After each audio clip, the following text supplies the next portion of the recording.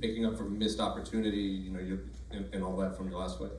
Yeah, it's nice to be local again, not have to go to New York or Vegas. Nice little 3-hour drive, and we're here. So yeah, I feel like if I could have picked between this one and the last one, I'd have picked this one anyway. Big pay-per-view card, massive main event, massive co-main. So I think a lot more eyes will be on this one, and yeah, it's good to be back in London.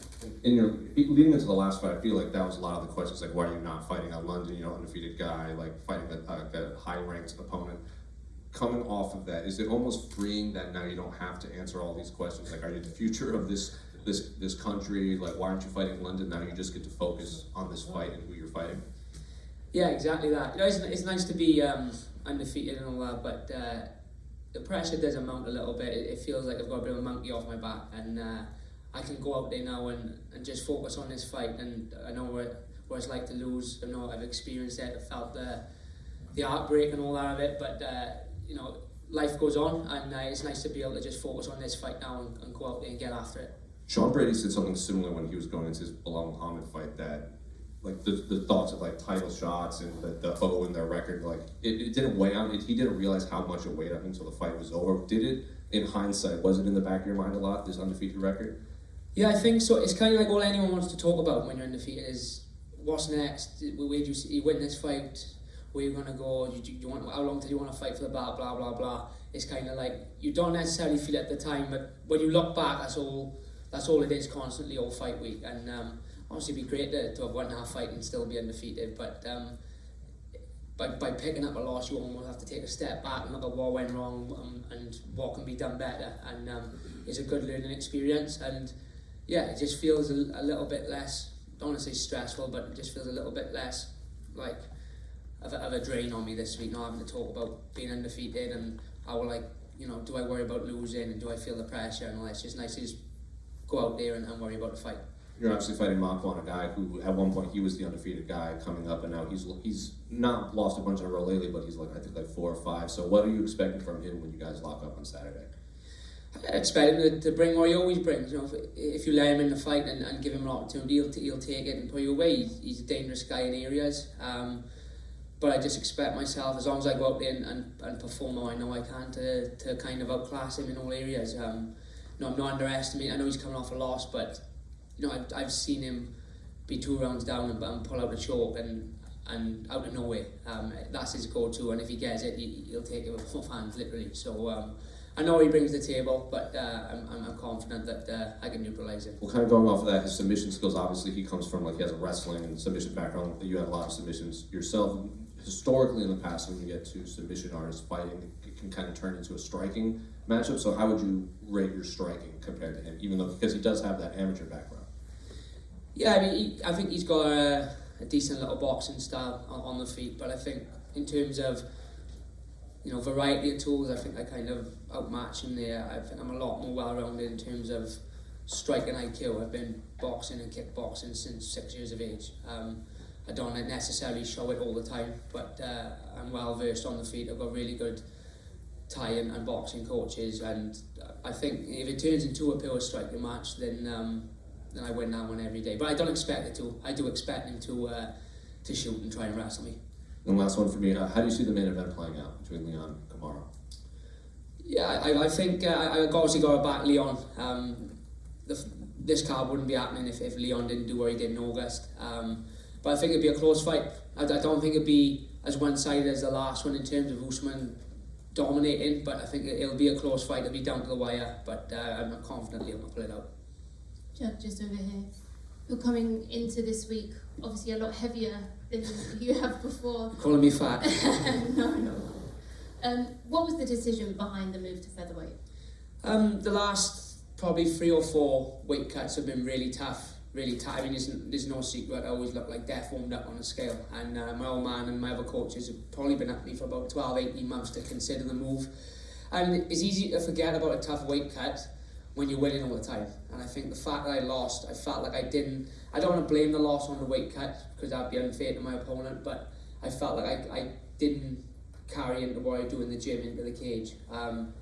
So I went up and got a DEXA scan, BMR scan, a bone density scan, and they kind of looked at me stupid as if to say, you know, you keep cutting all this weight, something's going to go wrong. And I feel like I've said this about 100 times, but if something happens in the cage, I know what I signed up for. But if something drastic happens in the bath or in the sauna beforehand, then that's not what I signed up for. And I just thought, let's give it a go. I didn't want to kind of jump into it and just be like, right, I'll just go up the weight and not cut any weight. I wanted to do it properly.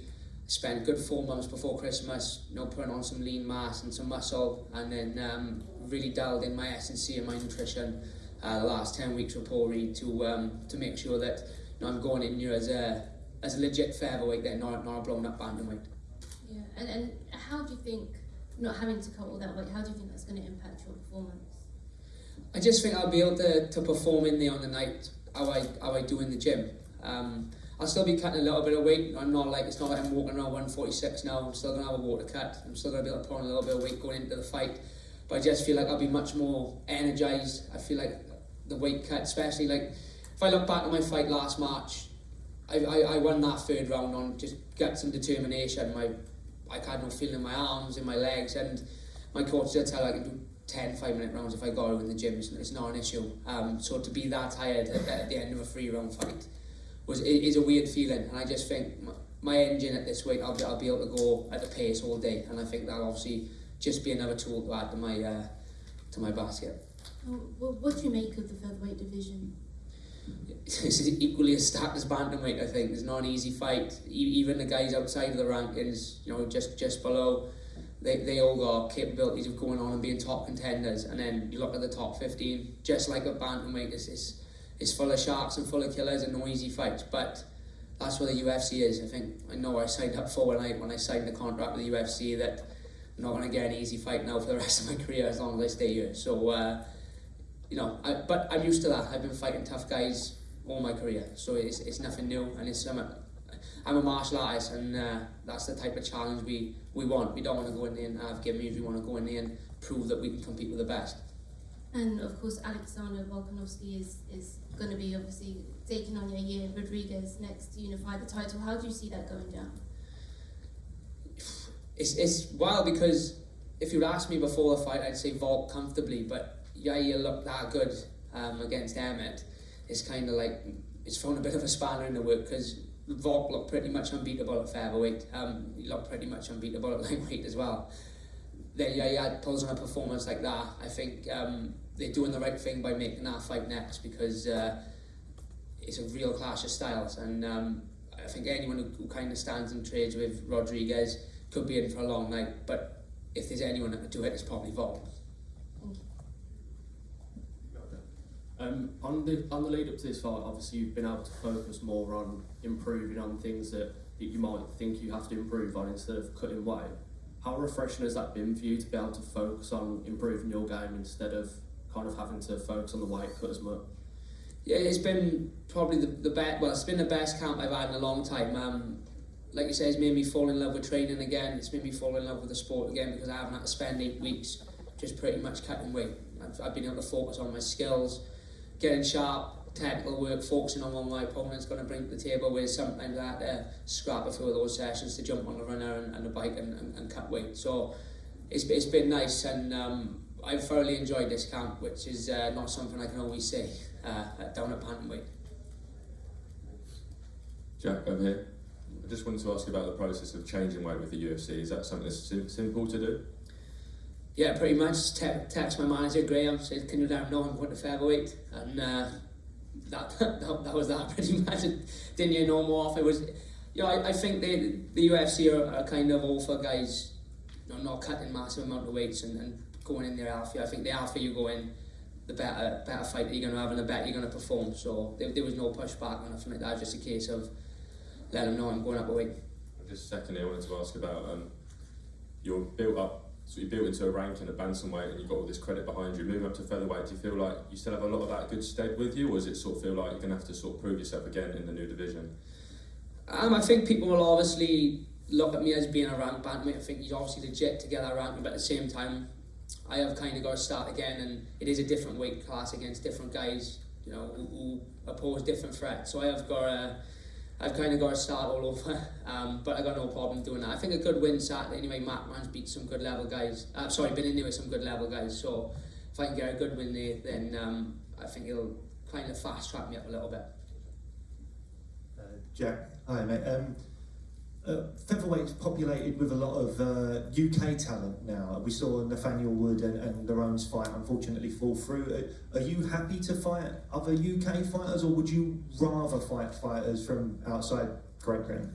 I'm happy to fight anyone, anywhere, as long as I got a couple of weeks' notice to let the missus know that I'm going to be gone for a week. So yeah, anyone. I mean, look, I don't like to pick and choose fights. It's kind of like I've never ever gone to UFC and been like, I don't like that fight, can we have someone else? It's kind of you tell me when I'm fighting, tell me when I'm fighting them, and I'll sign the contract and be there.